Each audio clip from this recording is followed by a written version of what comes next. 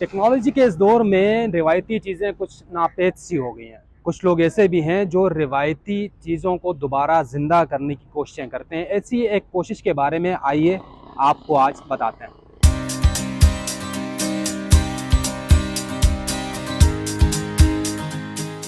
अक्टूबर 2024 में ये library start हुई और इंस्टाग्राम के थ्रू मैं इनकी दरअसल एक ब्रांच जो सबसे पहले स्टार्ट हुई थी वो लाहौर से।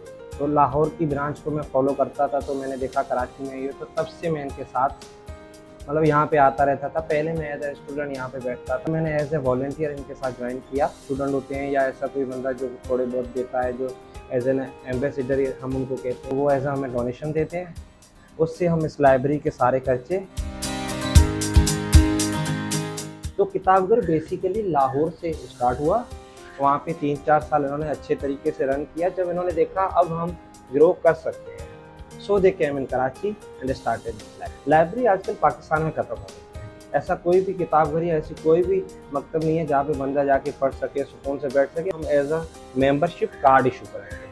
तो मेंबरशिप कार्ड एक nominal fee around 500 to 1000 fee पर मंथ। फिर आपको बुक्स जिसको भी अगर चाहिए तो वो एज अ घर लेके जा सकता है, पढ़ सकता है। रोज़ाना की तादाद पे अच्छे खासे बंदे आ रहे हैं जी। अगर कोई पढ़ना चाहे तो सीधा आए, आके पढ़े, स्पेस को भी।